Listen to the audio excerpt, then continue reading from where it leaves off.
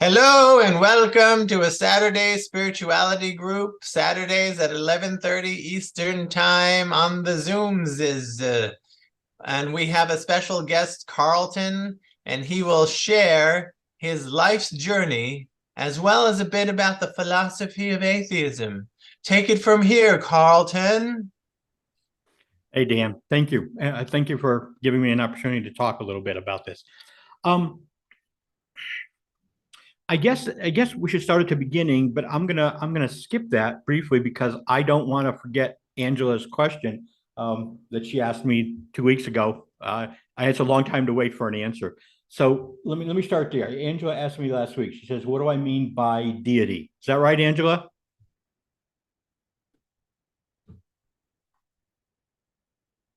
Wait, is Angela isn't here? Oh, yes, she's here. She's just muted.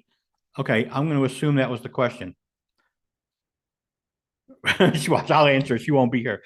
Anyway, um, let me actually go back and do this the right way. Yes, that was the question. Okay, Angela, I thank you. just have problems using my phone. No problem. So anyway, yes, I'm an atheist. I've been an atheist for 30 some odd years now. Prior to that, I was what most people in conservative circles would call a born again Christian. I was the guy handing out tracts on the street corner, evangelizing to all my fellow students in school and work, kind of generally being a pain in that regard. But I did that for 25 or so years. Um, and I guess a good place to start, and I didn't forget you, Angela, is sort of just a brief definition. Atheism is one of those words that I think maybe 100 years ago had a single meaning, and today, when you say it, it's all over the map. So for me, it's I guess we'll just take it at the simplest, right? So um, a theist, I think most people are aware, is somebody who holds a belief in God or some type of, doesn't have to be the Christian God, right? It could be any God from any religion or any being maybe who is over and above us in some aspect, right? So that's a theist. So atheist is literally somebody without that belief. Um, and and to me, it's kind of it's I hate to say this, but it's kind of a silly word um, because right, if I don't know if anybody here is a coin collector, we have a word for coin collectors, and I'm not going to try. I always pronounce it wrong, so I'm just going to let that go. But we have a word for coin collectors.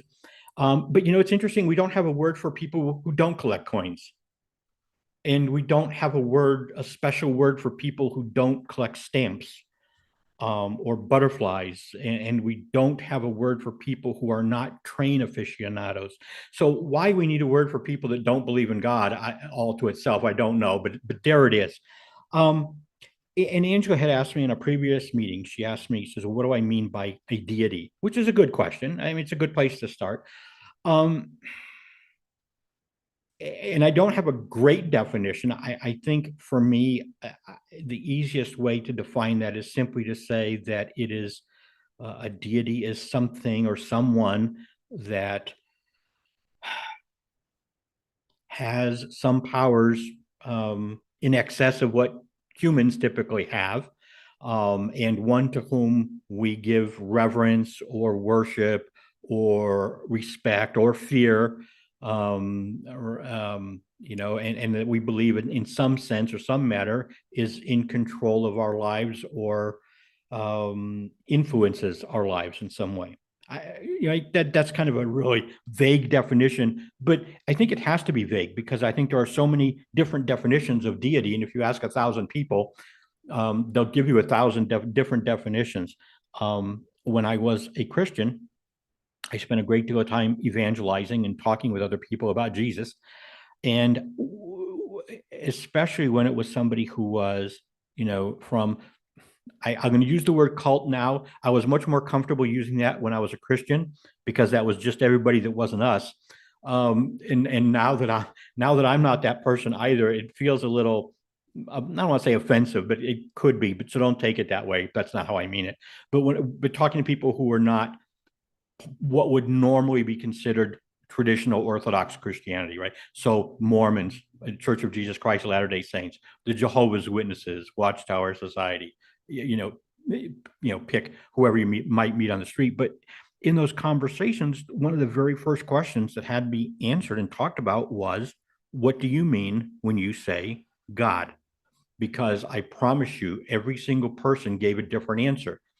Even within Christendom, if I take a Southern Baptist, a Methodist, an Episcopalian, a Lutheran, and Presbyterian, and a Catholic, and I ask all of them, give me a definition for God, I'm going to get 5 different answers, or however many that was.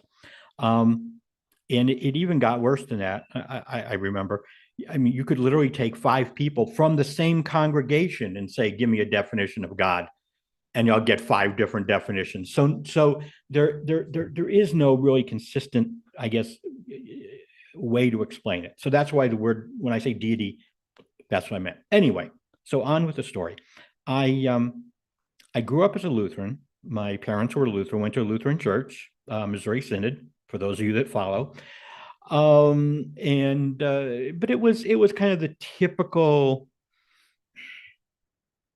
I don't want to say social club, but it was that way, right? It was one of those, my dad would say, come on, Karlton, we're going to church. He'd drive me to church. He'd drop me off at church, and he went out, played around to golf, and then picked me up when church was over. And I think the only time my dad and my mom ever actually attended church was, Christmas, maybe Easter. My grandmother, who was German, was a little more faithful. She would go to church every Sunday morning, but it was the German service, so I tried desperately not to go, because not only was I bored, I didn't even understand why I was bored. So there was that. But when I was about 14 years old, I was on a march. This is back in the days of Jesus freaks and hippies, or shortly thereafter.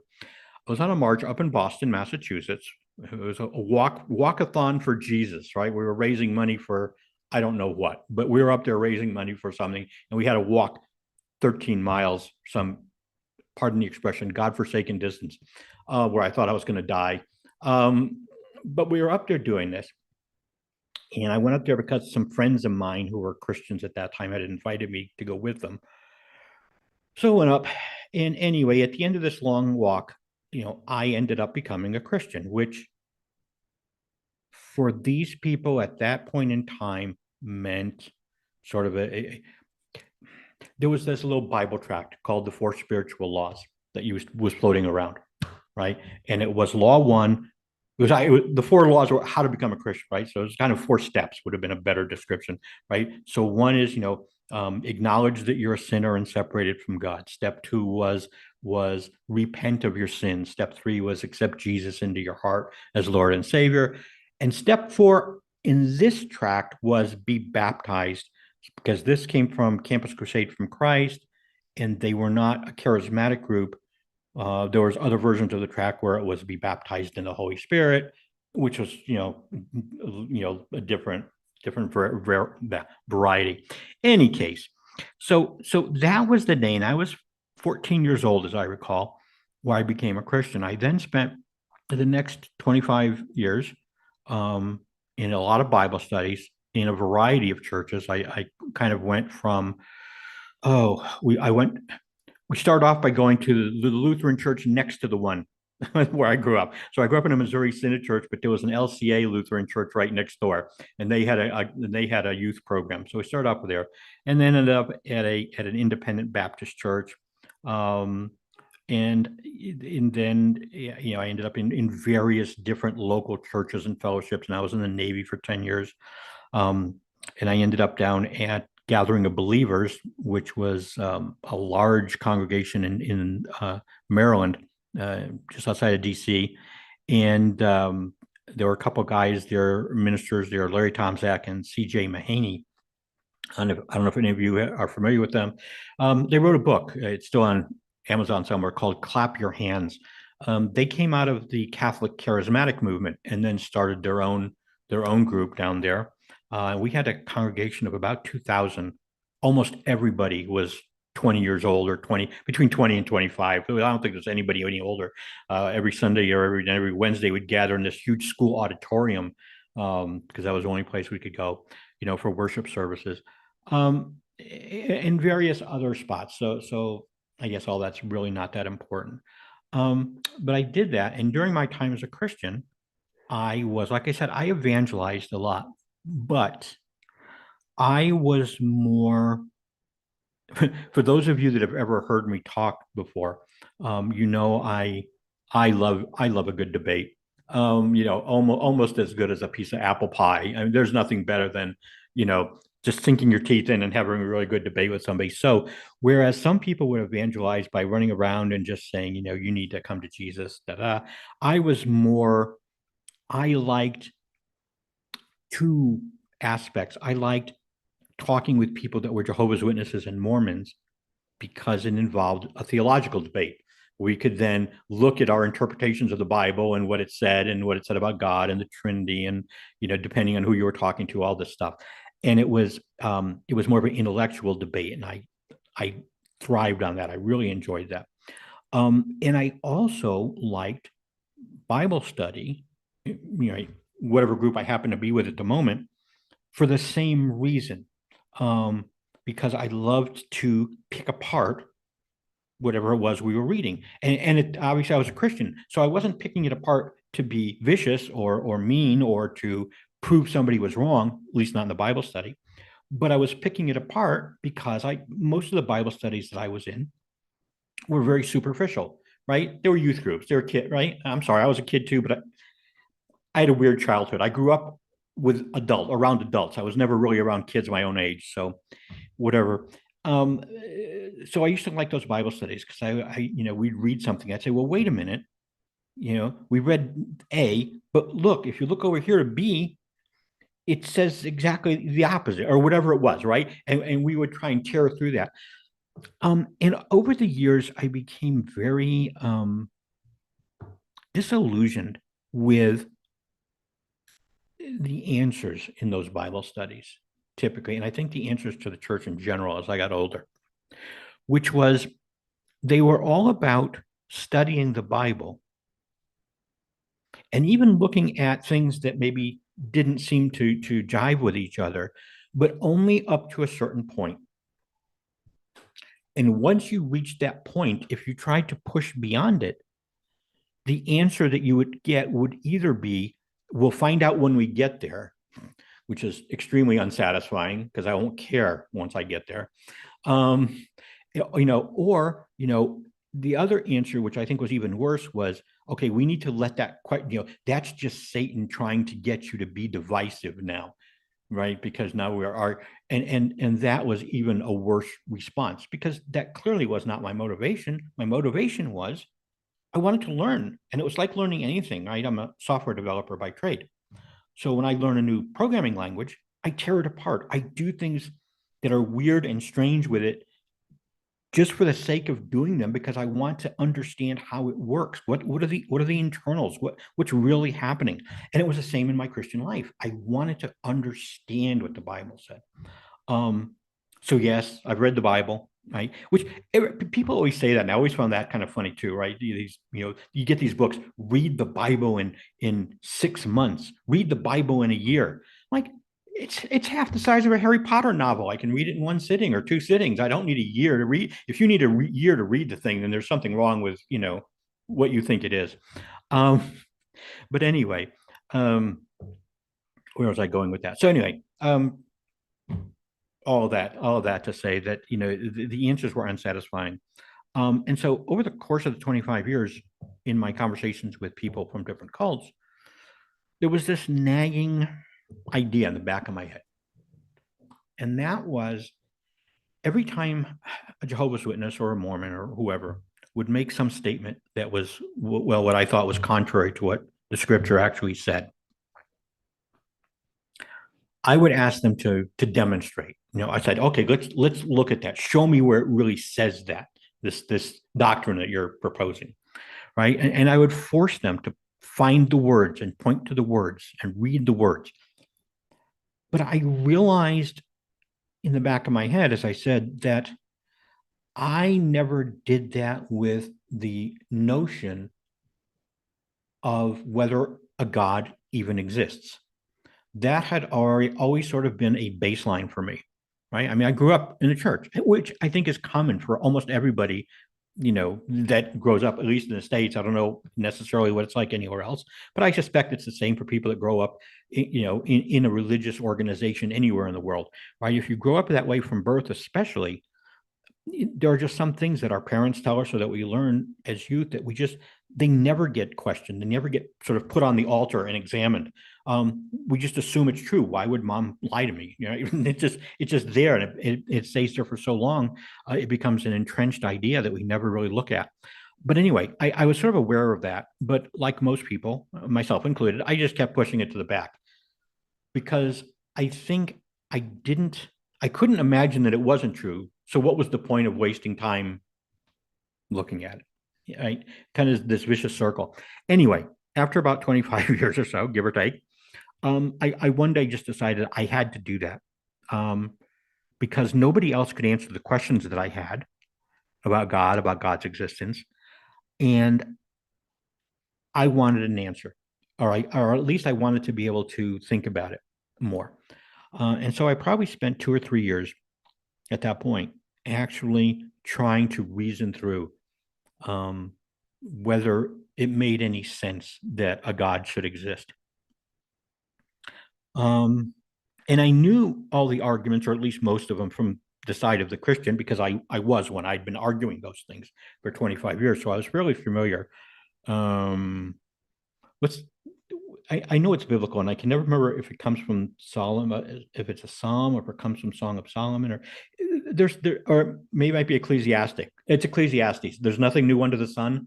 That's sort of what it was like. As far as arguments for God's existence, I had heard them all. There wasn't a new, right? I knew them all, so I was okay there. But then I started looking at and reading arguments from the other side.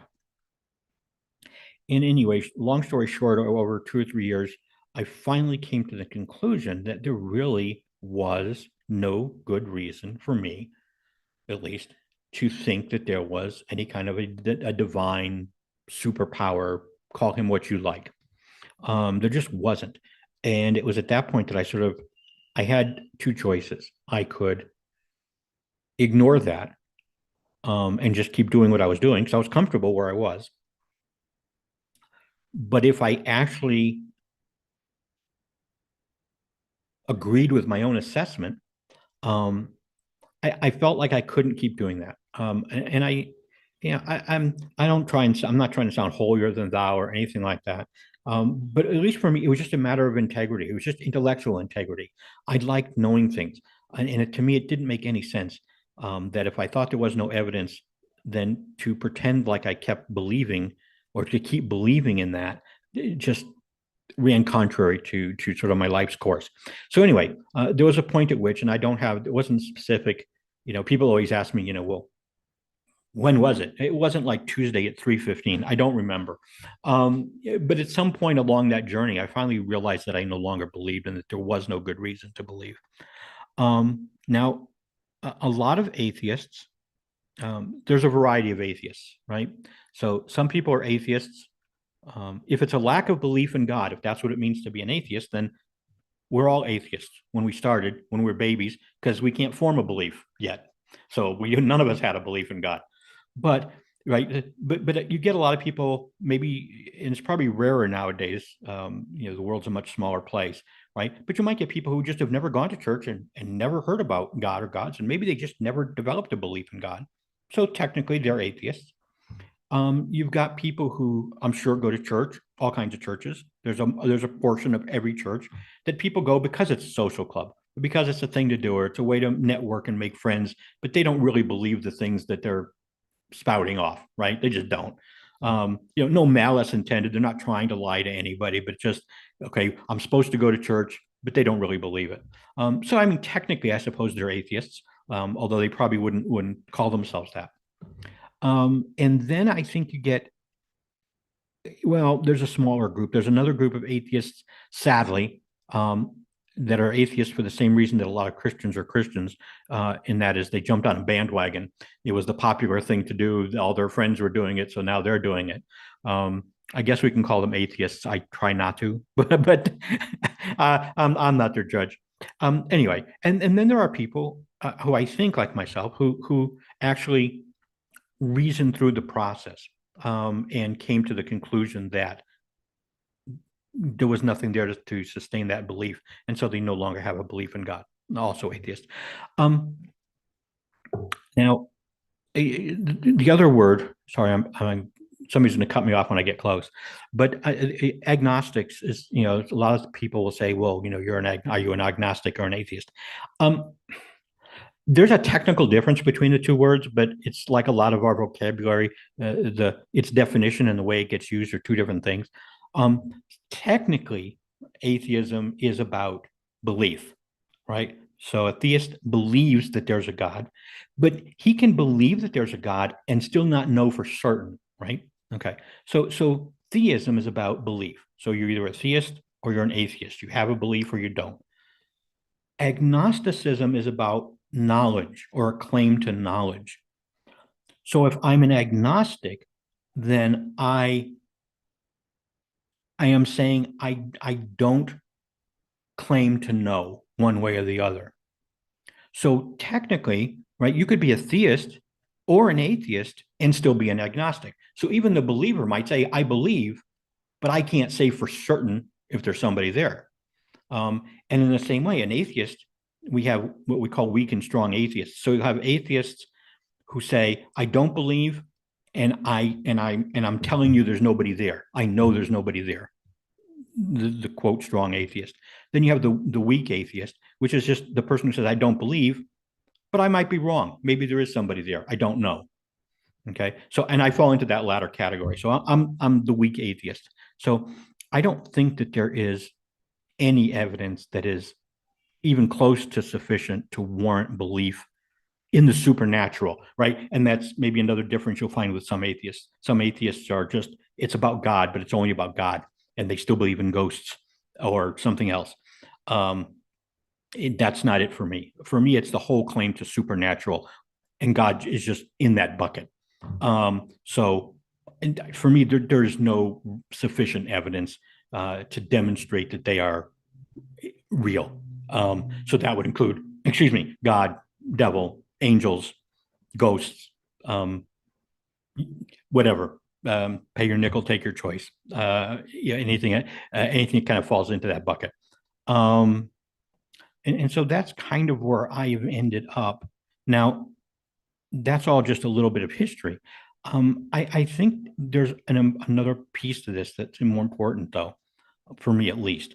I think that even if I was a theist, right, even if I believed that God existed, I would have to reject him. I think that, first of all, we can talk about kind of, I don't know how to do this, right? You can talk about God on one hand and maybe the church on the other, or religion on the other. So I think the church or religion, is responsible for just all kinds of horrific things throughout history. And I'm not going to go through and mention them. We all know the common list that people go through, right? But they are. And I really don't want to be part of that. I think that even though you will hear people in the church sometimes will say, well, that was so and so in that church, but the church overall has done a lot of good. I don't argue with that. They have done a lot of good, but I don't care, because I think that you can't throw the two into the mix and come out with something good. You can't say, yes, we've done all these horrific deeds, but look at the good stuff that we did too. I don't care. And that's a personal opinion, right? That's not the kind of an organization I want to be part of. But I think also it's done a lot of personal harm, religion in general, in particular Christianity, in how it makes us think about ourselves. It makes us, for better, or well, I think it's for worse, it makes us not give credit to ourselves where credit is due, right? There's this false humility. There's this, we're going to thank Jesus for everything. And it wasn't Jesus. It was Bob who worked 18 hours yesterday to get that thing done. You can thank God all you want. God didn't do anything. It was Bob. But we don't thank Bob because we're too busy thanking God. It makes us feel as though we are, well, it makes us, I don't know how to phrase that, how to say this. It gives us low self-esteem. And the church has always kind of spoken out of both sides of its mouth, right? They're like, you're a sinner, or if you're doubter, you don't have faith, or if you're, these are all things that are about you being bad, right? That you're, this is what the quality, this is what you are. You're a sinner, you're terrible. You're, as the Bible would say, your good works are rags before God. All these things are terrible. Then they'll come along and say, but you should feel good about yourself because you're a child of God. Okay, I'm sorry, that's nonsense. Okay, you can't spend your whole life, the life of a person, berating them and telling them how miserable and dirty and filthy and useless and poor and worthless they are, and then come back and say, oh, but by the way, you do have one redeeming quality, but you had nothing to do with it. So now you should feel good about yourself. It doesn't make sense. And I think it does a lot of harm in our society that way. I mean, we could pick on a lot of social issues. You can look at marriage for one. I mean, the church has been responsible for, I can't tell you how many marriages, people staying together that should absolutely not have stayed together, period. And I'm not even talking about a spouse that abuses the other spouse. I mean, that should be common sense, right? And I'm sorry. And I've seen a lot of that as well, right? We will have a husband that abuses his wife physically, emotionally, spiritually. But the churches are going, oh, well, God God put you together. They force the woman, they guilt the woman into staying together with the man. And it can work the other way as well. But I'm like, but that's horrific. They should just go their separate ways. That's one area. The other, I guess, the third area for being an atheist for me is that, and this is peculiar to Christianity, I guess, or specific to, there just are far too many contradictions and problems biblically.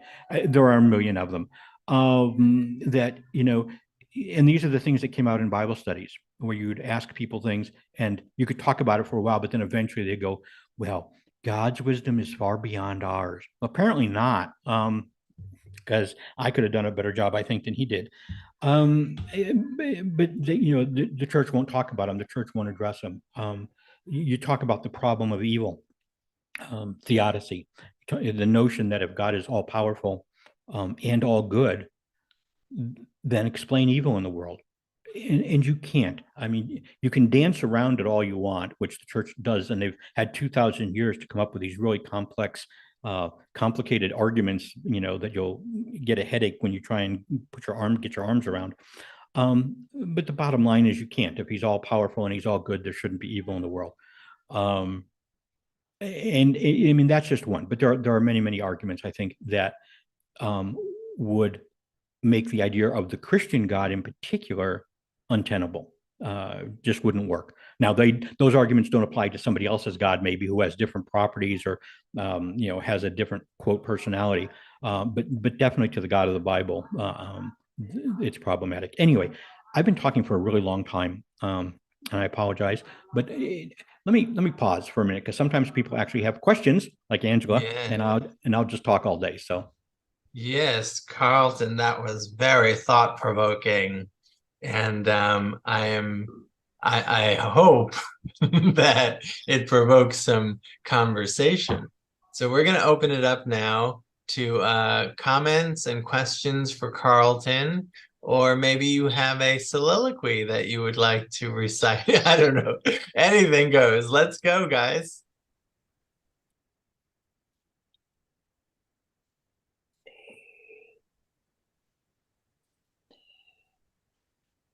Oh, am I supposed to call on people? I don't know. Jump right in. Bonnie, Harvey, whoever. Yeah, I wondered what you thought of Christopher Hitchens. He was British and a very eloquent atheist. He's dead now. And I love the YouTubes where he has debates with people. Yeah. I found I that do know.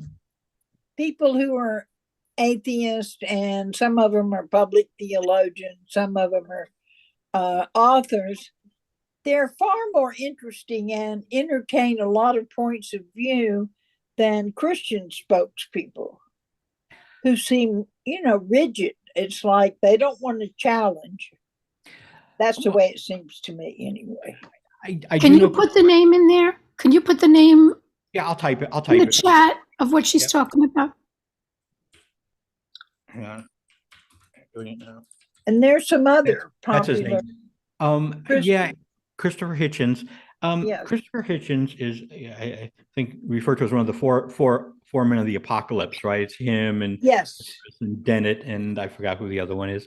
But I like Christopher Hitchens. I mean, I think people have to remember that if you're an atheist or a theist for that matter, but if you're in the public eye, right, you're on television, you're on talk shows, there's a certain amount to which you have to be controversial, right? Or they're not going to have you back on. Yeah. So while Christopher he's extremely brilliant, and the man has a memory for facts like you'll never believe.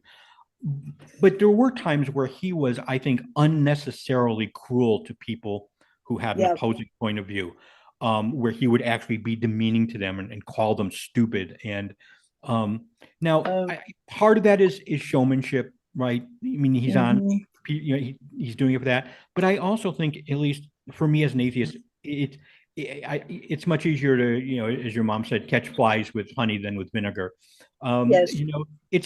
I much prefer talking to people who are theists and trying as much as possible to have a civil conversation. And all atheists are not assholes, pardon my French. Although some are, I agree, and some theists are as well, right? But most of us are not. But yeah, I do know him and I do like him. And sometimes he gets in some real good zingers. But I do think sometimes he went over the edge in how he treated people that were on the other side. Angela, go ahead. I understand a lot better now, Karlton, where you're coming from. I was brought up Catholic, went through communion, confirmation. I was married in the Catholic Church. But after I had my kids, the one thing I did not like about the Catholic Church was the fact that they did not want you to read the Bible. They wanted to be the ones to interpret it for you. And I'm the type of person who likes to check things out for myself. So when I had kids, I went to the Lutheran church that was near our home. And I started taking Bible study classes there. And I liked them. So I had my kids, my two boys, go to the Lutheran church.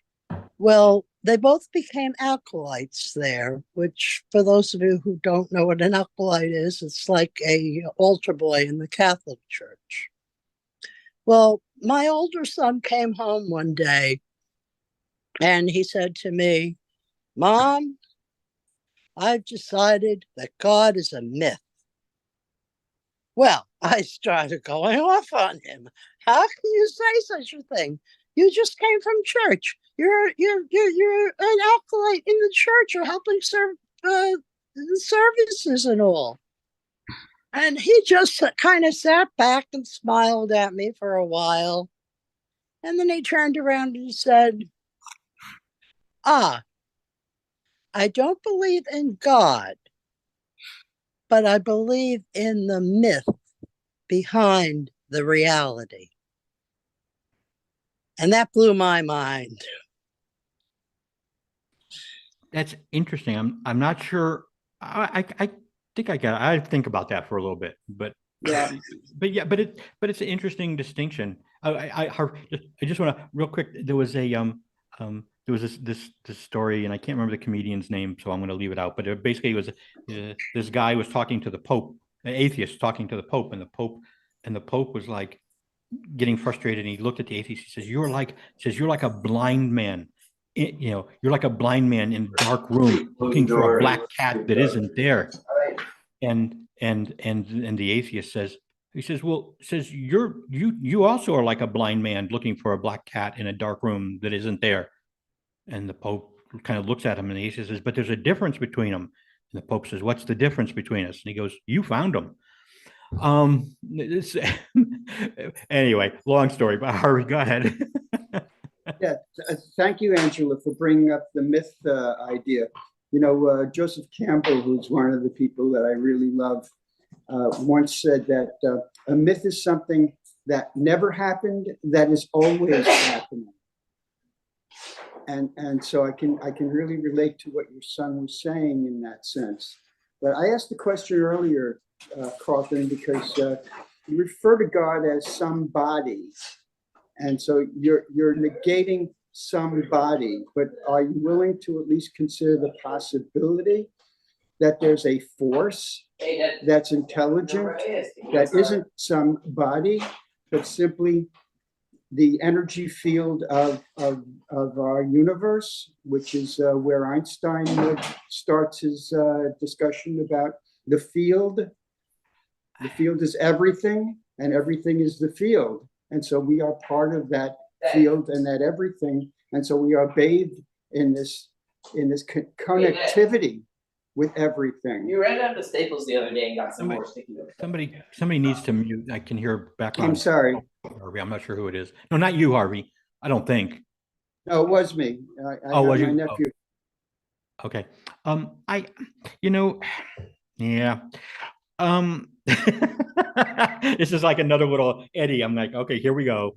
I think that, well, first of all, I can't make a distinction between something that's intelligent and something that is a person. When I say a person, I don't mean this. I don't mean a physical body. I'm talking about an entity with a personality.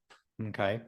So when you say that something is intelligent, then for me, by definition, that's a person. It's an entity. It's something that has intelligence. Then that's a person, right? Because you can't have intelligence really without having a personality. I mean, right? And then I'm splitting hairs. Wait. You're creating a straw dog here by saying I'm that. not trying to, but I'm saying. But you are. What you just did was create a straw dog. Well, you're back to personhood instead of recognizing that human beings have a personality. But intelligence doesn't have to have a personality. Then what does intelligence mean if there's no personality? It means that there's a force again that operates outside of our material and I guess you could say our perspectives and our senses. In other words, you sound like someone who only agrees that there is only things that I can measure and see and touch are real. And there are so many things that are not that. Well, okay, but now I'm trying to answer it. And I think intelligence is the ability to make choices. Well, okay. And human intelligence. I had a lot of pets that had the ability to make choices. Well, I think okay. Let me see if I can answer one first. I think that you said something at the end again that we were getting close, and then you said something that kind of pushed me off to the side again. Go ahead. Okay, I think that. Okay, you're referring to kind of physicalism or materialism, and you're talking about not believing in things that we can't see, touch, or feel. Right. But that's, for me, that's too broad, right? Because clearly, somewhere in the air here, there's a water molecule. I can't see that. I can't feel it. I can't touch it. That's not the kind of thing I don't think that you're talking about, because obviously I believe it's there. But if you're talking about something that is other dimensional, right? For lack of a better word, okay, that exists outside of our three-dimensional realm that we live in. Again, it causes a problem for me, because if it is something that is not amenable to our senses, right? We can't examine it. We can't experiment on it. We can't do anything to demonstrate its existence, right? Let's say it's in another dimension. Yeah. Well, if that's what it is, then it also can't affect us, because it has to interact in our dimension to affect us. And if it interacts in our dimension, then we can examine it. So I think it kind of has a chicken and egg problem there. But I think beyond that, if you just ask me if I would, if I could acknowledge the possibility that exists, sure. And I could acknowledge the possibility that almost anything, unless it's just logically contradictory, but I could acknowledge the possibility that almost anything exists, right? There may be frogs on Pluto. Maybe it's possible somehow. But since I have no way to confirm that or to reject it, I have no evidence for it. And because I have no evidence, and now here's where the choice comes in, I have two choices. I can either believe it anyway because I want to, but I have no support for that belief, or I can simply reject it in terms of a belief because I can't demonstrate it. And if I can't demonstrate it, then what's the point? Because there's a billion things that we can't demonstrate, and I'm not going to chase after every one of them with a belief. Yeah. So are you aware of what the Buddhists call four-way logic instead of two-way logic? Because the way you've created it is something is either exists or it doesn't exist. Okay.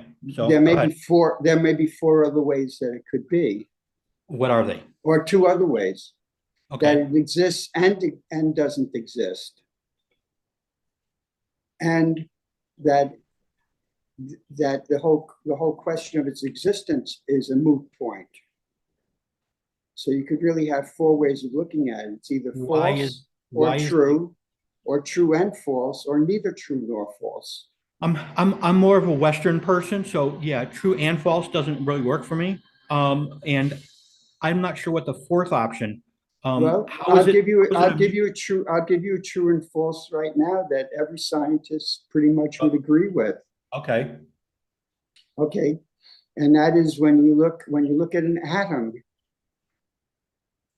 it's either something that you can measure one part of it, but can't measure another part at the same time.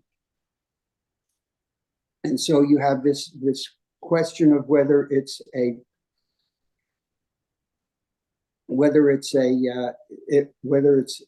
thing or a force.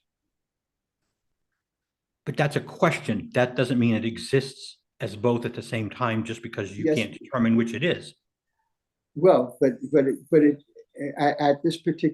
any particular moment, you can, when it collapses into a wave, but when it's not a wave, it can either be a wave or a physical thing. Okay. I want to get the word physical off the table because that's more chemistry, right? So you're talking about whether it's a particle or a wave, but exactly. all particles are waves. Waves are the fundamental. Particles are simply a representation of a wave, and a wave function simply tells you the probability of where you're likely to find something if you were to look there. And so it's still not, it's not that it's both at the same time, it's that it behaves differently depending on what you're looking for, but it is not two different things simultaneously. It is not both a cat and a dog. Well, the things that we know of as behaving have a thought process behind them. Are you suggesting that that Adam has a thought process behind it then? Oh, If you're saying it behaves?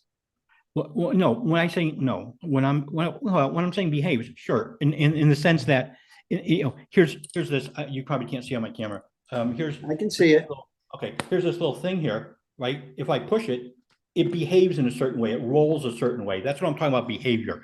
I'm not talking about that it has an intelligence and it says, hey, I don't like being put under the microscope. I'm going to go to a movie. That's not what I mean. I just mean that it reacts in a certain way to a certain stimulus. It's almost like the old adage of the guys that, the blind man, I can't remember the story, but you might know it anyway, about the guy they put a blindfold on and they put him in front of an elephant. And yes. You know that, right? And he starts feeling, the trunk, and he says, "Oh, well, this feels like a whatever it is, some pipe, some kind of pipe." But then if he feels somewhere else, ooh, he has this fuzzy little tail. It feels like a feather duster, right? And it's not until you can see the whole thing that you go, "Oh, it's an elephant."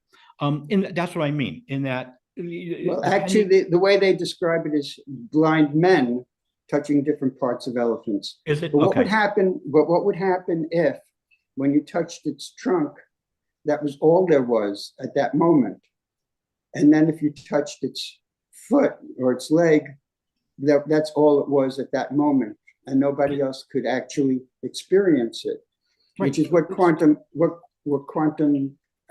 discussions have come up with, ways of looking at things that, according to the way that we think, are paradoxical, but are not paradoxical within the realm of that particular way of looking at reality.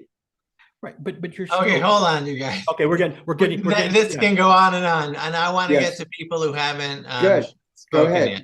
This will be All next right. Saturday's topic, Harvey. Yeah. I want to say this is extraordinarily interesting. And Angela, I want to thank you for bringing up that myth thing, because that was also brilliant. Way of, I don't know, he seemed very wise there. And I believe that it's two different things, the forces.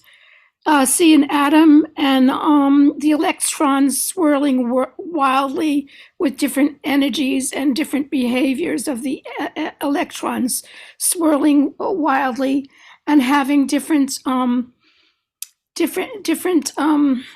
constantly different beings at the same time, forces, different energy as they. So hard to I'm not a scientist, I'm a poet. All right, then, Catherine, talk about it in poetry. I mean, we don't have to pursue this scientific dialogue. If do what's within your realm of experience. All right. I am a dervish dancer, whirling wildly,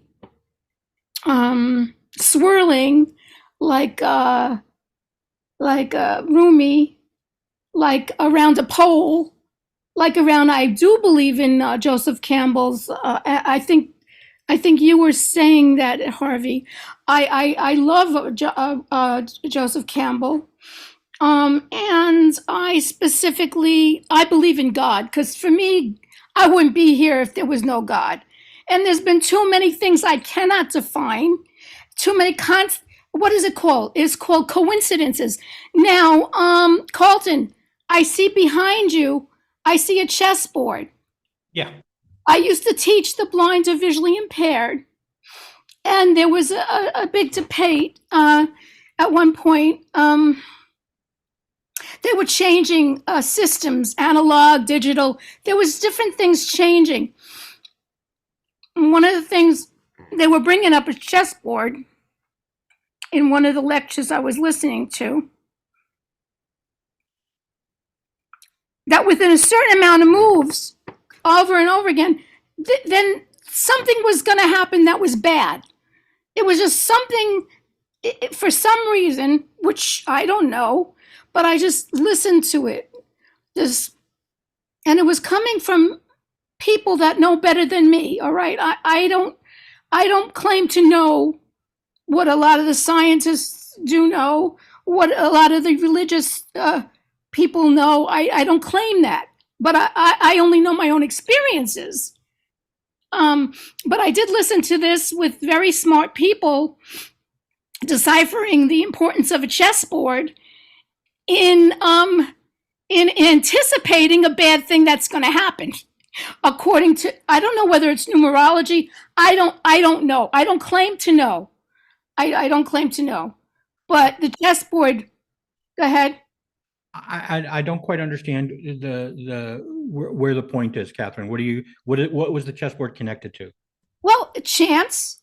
It's not anything. It's like an intuition. Well, no, this is separate. But I do believe intuition and visionaryism has something to do with not being tangible. The way I'm hearing you is that you seem bound to some of the things that are more tangible. Like, that's the way I'm hearing the physicality. You want to see the evidences, right? Yes. Well, because I think that quantum physics aside for the moment, this is how we live our lives. This is how we all live. I don't live my life. I don't live my life. Wait. Let me finish. I'm going to qualify that. It's how we live our lives in terms of apart from our religious beliefs. Typically, everything else that we do in life, right? We do based on some type of evidence. So, for example, a simple example: if you have money to invest and you're looking for a good stock or a good investment site, right? Most people don't just throw a dart at a dartboard and hit a name and put their money there. Most people will do some kind of research, right? They'll try and figure out where the best place is or where I get the most interest or who's the most reliable or trustworthy, right? They do that sort of that process, that responsible process before they decide where to put their money. And not just money, but we do that everywhere. When we go grocery shopping, right? When we're looking for the best value, we don't just close our eyes and grab something off the shelf. We look at what's the price, how much am I going to get? Does it look fresh? Is the can dented? We make judgments first, then we do something, then we pick one. The only place, so in all those things, when we cross the street, most of us alive don't close our eyes and walk across a busy highway, right? Most of us actually look to see if there's a car or truck coming first before we do that. So in every other area of our lives, we do things because we've sort of examined those things at some level. Sometimes we can't do a lot, sometimes we can, but we try to make good decisions by looking at our choices and figuring out where what's best. But when it comes to religion, we tend to have this belief system that is disconnected from our normal reality, that the normal things that we do. So you mentioned earlier, that there have been so many coincidences in your life, and I don't think you finished it, but I'm assuming that you're going to say that that you couldn't explain, and therefore that becomes sort of an evidence for there must be a God or there must be somebody there. But for me, right, when I look at that, I mean, everybody has coincidences in their life. I do too. But when I look at that, it can't be evidence for, well, I want to say that's going to sound the wrong way. Because I cannot explain something doesn't make it evidence for anything.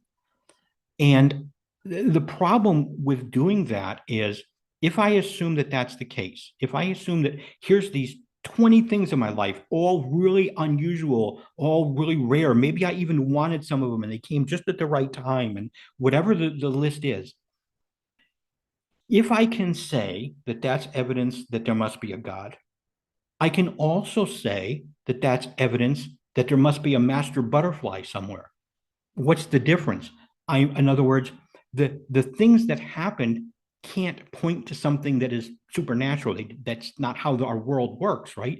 And so if you're going to assign them as support for a belief, then you can assign them as support for any belief that you like, and they would be equally valid. So if that's the case, then you know, and I can't remember sorry, I'm gonna make fun here a little bit, but I can't remember the cartoon guy on the Flintstones. Who's the Martian guy or that alien guy? Used to pop into Fred's house every now and then, right? I mean, I could assume that all those things in my life were because he really exists somewhere. How can we have no way of knowing the difference? I have no way to compare and say, or we can pick Mork from Mork and Mindy. You know, did Mork do all these things for me? Or did the biblical God do this?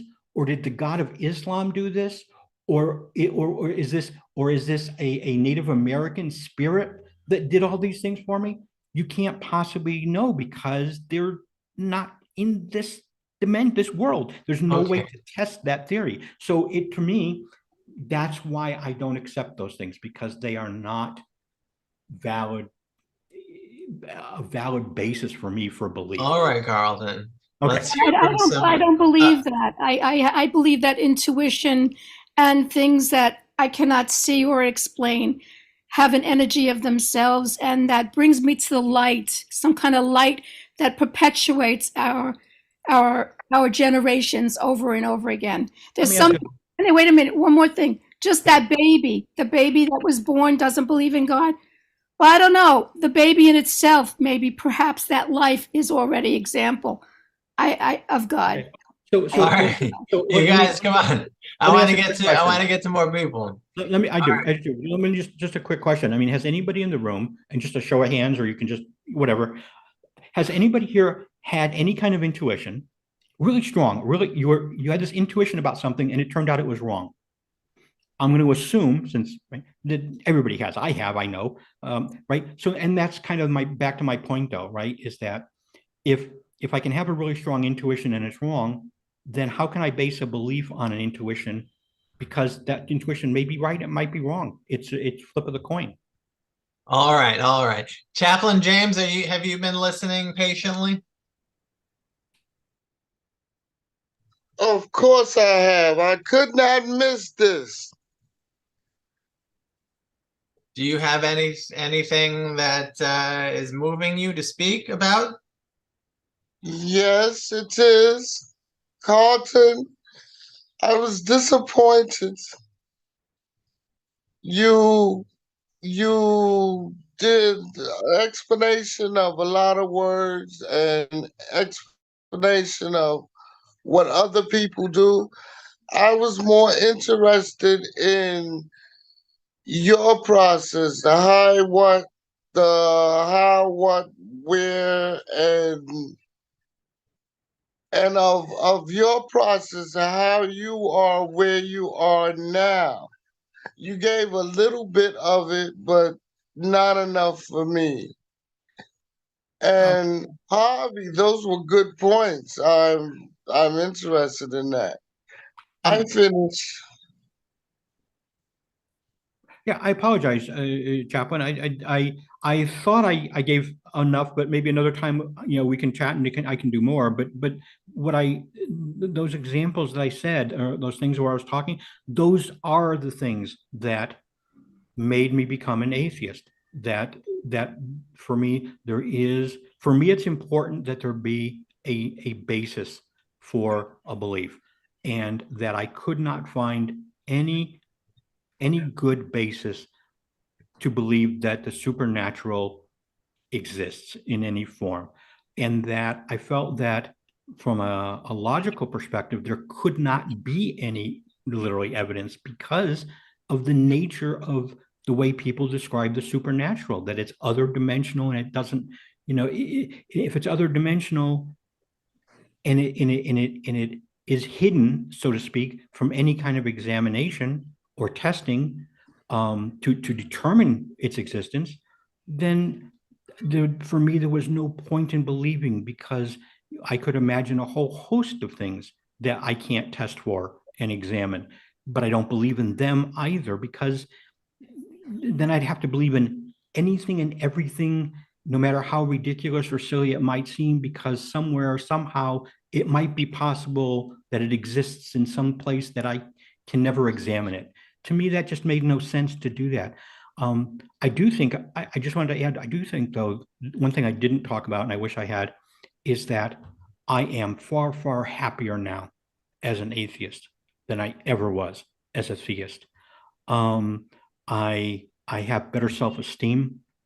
I think I treat people better on a whole than I did then. I think that in general, my motives for doing things now are purer than they were as a theist, and that might just speak to me more than to the atheism.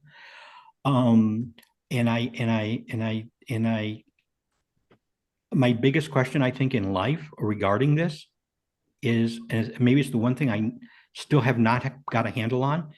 I do not understand why anyone would want to be a theist. I mean, apart from people that are making money on it, I get that, right? But I mean, just as a personal belief, it doesn't make sense to me. But that might just be my failing that I can't imagine that. So I hope that helps a little bit. I have a question for you, and I'm quick, Dan. So, could it be your evolution as a human then in your belief system? Something for you to think about. I don't. Well, if I understand what you're asking me there, no, I mean, I don't think I'm more evolved than somebody else. Not at all, right? No, I'm talking about you, not evolve of your progress as a human. They're not depending on your belief system. You see what I'm saying? I do, and I think that I would say yes, but I am absolutely positive that I could find plenty of theists who would tell me it's a regression. And so that sort of is more a matter of how you, I guess, what side of the fence you're on and how you look at it. Okay, let's hear from Farah Fardous. Hello, Farah. Hello, everyone. Okay, so we are talking about atheism, where you don't believe in God, and there's theism. Theists, they believe in God. I understand that. And so to hear from me, what I have to say about all this is that there are different religions. Some people believe in Judaism, some people believe in Islam, some people believe in Hinduism, some people don't believe in anything at all. What I have to say is that religion isn't only about a god or many gods, and it has other things in it. Some people, they don't really believe in God, let's say, because there's no proof that God exists. However, they follow or practice other parts of that same religion. For instance, the religion preaches honesty. Religion preaches treat others how you want to be treated. Religion preaches treat people well, be good to others. So these are some things that religion preaches, just like religion preaches that there's a God. In Islam, it's called Allah. And so religion preaches that. So what I have to say is that maybe we could practice some of the parts of religion, such as that be good to others, how it preaches honesty, be honest at all times, as best as you're able to. And we could maybe you don't have to believe that there's a God, let's say. However, you believe that, or you don't have to believe that there is a God because there isn't any proof of that. However, you could practice some of the religions, such as celebrate the holidays. You could practice being a good person, being honest. What do you guys think about that? I think that and I think Harvey, I think we mentioned this last time too, right? I went to a temple. I went to a secular humanistic Judaism group when I was living in Tennessee, and they're a branch of Judaism, sort of, and they're sort of the, if you identify with Israel or with Jews in general, they consider you to be a Jew, right? So they don't care who your mother or father was. But what they've done that's unique is they have jettisoned all their belief in the supernatural, but they maintain all the practices, all the cultural trappings, all the everything kind of that is part of who they are, but without any belief in God or supernatural, right? And I agree with you, Farah. I think that, you know, there are lots of good behaviors to emulate in the world. the only thing that for me that I would say, at least for me, is that I don't require a religion to tell me what those are.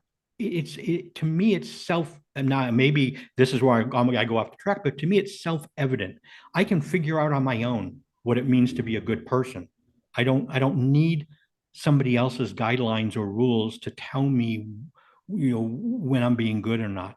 And Very so, good, very good. Amanda, are you there, Amanda? No. Amanda's not there. Okay, we have to move on. Hey, Danny, if there's any chance later for me, I have a poem by David White, and it's something like what Farah was talking about. If there's time, I like to read it. I did it. All right, if there's time at the end, I'll call upon you, okay? Go ahead, Amanda. I do not. I agree with some of his points. I came at the end, so I agree that that having a God. I liked that he said that having them guilt you and that he has a better self-esteem now. I like that part. I do believe in spirits because I feel them and all of that, but I do like that he chooses not to fall into that trap of feeling awful about yourself because you don't go to church or because you don't follow the rules of the Bible or whatever. So I like that part.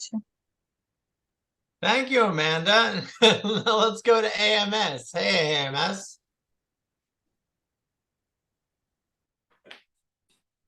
I'm sorry, I was just trying to put my name in there, April.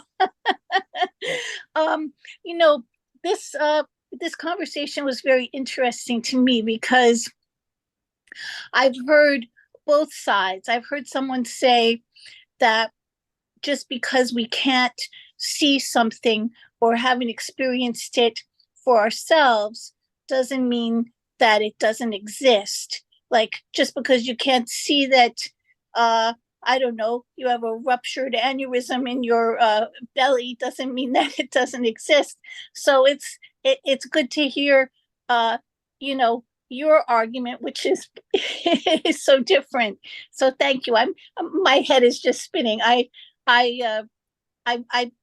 just kind of, I'm one of those people that if I don't actually see it, I find it very hard to believe it. So yeah, that's my opinion. I just want to chime in to April and say thanks, April. I think, oh crap. Do you ever have a thought in your head and it vanishes? I think that let me come back to this because I just literally the thought just took a hike. It'll be back. All right, now hold on, Harvey. Hold on just a moment. Let me just take a tally. All right, you know what, Catherine? Why don't you read your poem right now, Catherine? All right, it's by David White. He's fantastic. This man is wonderful. All right, so he's a poet, and this is called Self-Portrait. It doesn't interest me if there is one God or many gods. I want to know if you belong or feel abandoned. If you know despair or can see it in others. I want to know if you are prepared to live in the world with its harsh need to change you. If you could look back with firm eyes saying, "This is where I stand." I want to know if you know how to melt into that fierce heat of living, falling toward the center of your longing. I want to know if you are willing to live day by day with the consequence of love and the bitter unwanted passion of your sure defeat. I have been in that fierce embrace And in that fierce embrace, even the gods speak of God. David White. Whyte. He's a wonderful man. I don't know if you know poetry, but Is that W-H? YTE. WYTE. David White. David White. Okay, I'm putting it in the chat. David White poetry. All right. Go ahead, Harvey. First of all, Karlton, I applaud tremendously your resilience and your critical thinking that has brought you to where you are today. I just want to tell you that my critical thinking has brought me to a different place also as a result of it, and that the critical thinking is the most important part of this discussion as far as I'm concerned.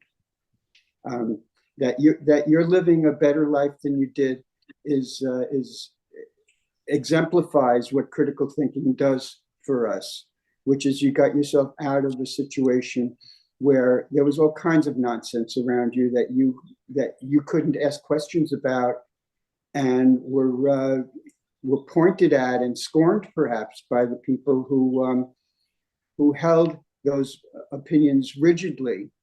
So again, I applaud what you're doing, and I think that you are a step above. I think perhaps you'll find your own way to understanding the cosmos that we live in a way that perhaps will rid you of some of the, what I consider brainwashing of the materialist and Descartesian way of looking at life. I appreciate that, Harvey. Thank you. And I remembered, April, what I wanted to say. Sorry, I don't want to lose it again. You know, sometimes I do believe things without evidence, and we didn't talk about that. But right, if Harvey, for example, tells me that, you know, Harvey, I have no idea where you live, but if Harvey tells me he lives in Tucson, Arizona, I will believe him. I will, but I have absolutely no evidence for the fact that he lives in Tucson, Arizona. I haven't mailed him anything to an address. I haven't gone to his house. I don't know anybody that knows him. Harvey could be lying through his teeth, but I believe him. The difference is between that, I think, and God is the implications of that belief. If I believe Harvey and I'm wrong, and Harvey actually is in Juneau, Alaska, it affects me zip. I couldn't care less. It has no implications for my life, my behavior, my friends, my relations, my connection. It has no effect on me whatsoever. And so I give that belief easily, freely, because if I'm wrong, it doesn't matter. I think if we're wrong about the existence of a supreme being, I think that belief costs us an extraordinary amount as human beings, and I think it impacts us individually and as a society in an extremely negative way that I think most of us, including myself, have yet to grasp all the different ways that it negatively affects us. You know, so I think that's why that's why I want to look for evidence. That's why I don't want to believe without that evidence, because the implications of belief are profound. Go ahead, April.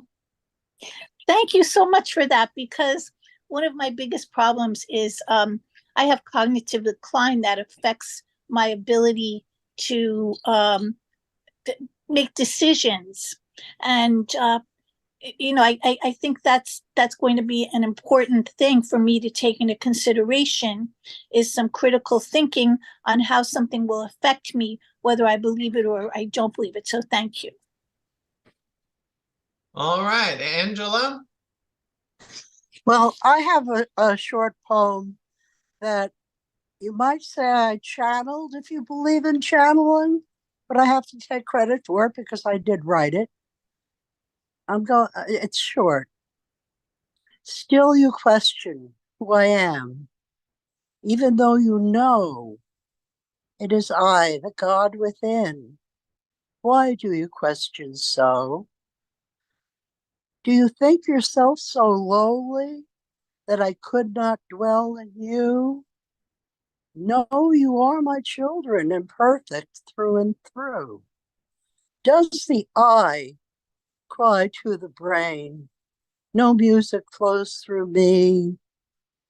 Does the ear whine through the brain, I'm ill, I cannot see? If you think yourself imperfect, then that is what you'll see. I know it's an illusion, for you are parts of me. Lovely, lovely, lovely. All right, now let us do a brief check-in with everyone. Just in 60 seconds or less, Karlton, how are you feeling about how things are progressing here? Oh, I'm fine. It had been fun. I'm always happy to answer questions. I love answering questions about it. But I enjoy fights even more. So I appreciate Harvey being here. Very good. We had a good time. All right, Catherine, how are you feeling right now in 60 seconds or less? I feel wonderful. I wish I would have gotten to hear what Harvey's last statement was going to be, because and this whole entire forum was very, very interesting. Everyone will get a copy of the video once Karlton fills out that release form. And you can review to your heart's delight. Harvey, how are you doing in 60 seconds or less? Oh, I'm doing fine. I've been enjoying hearing everybody else speak, including Karlton. And, I always say that it's not a matter of whether you believe in God, but whether you are a person of the heart. And I hear from him that he is a person of the heart. And to me, that's all that's important. What the mind comes up with is always stimulating, but always the map, not the territory. Very good food for thought. April, how are you doing in 60 seconds or less? Oh, thank you so much for inviting me. I enjoyed this immensely. So, well, I hope you come back. I'd like to. And you're most welcome. Angela, how are you feeling in 60 seconds or less? I thought it was a great group. I really enjoyed it. I thank you very much, Karlton. And thank you for not storming out in a huff. I had nothing to huff about. Oh, good. Bonnie Shell, how are you feeling in 60 seconds?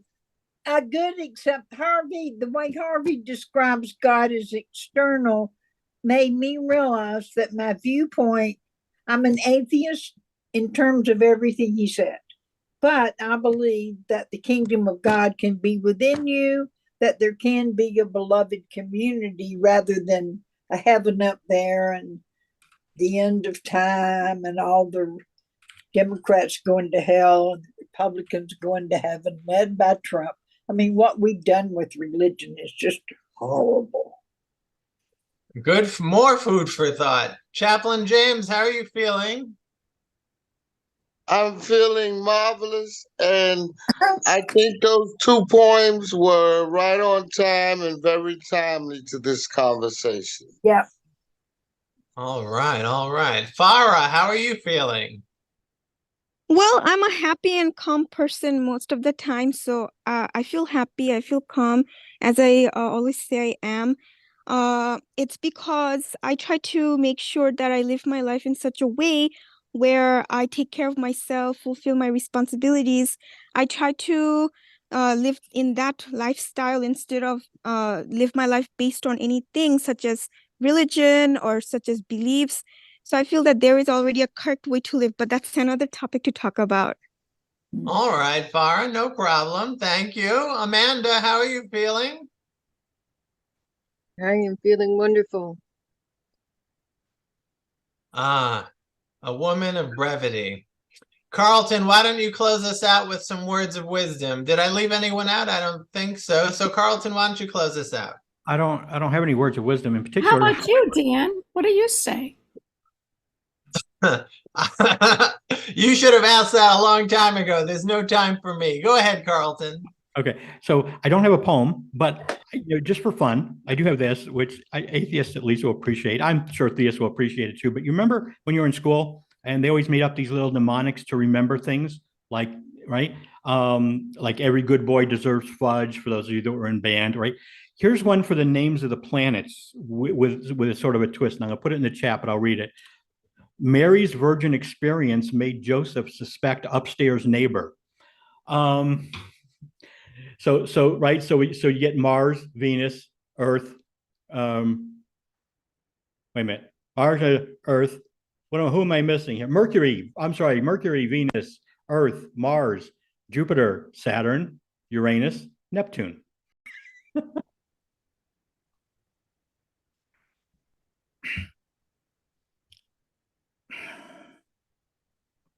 I think that who we are and how we treat others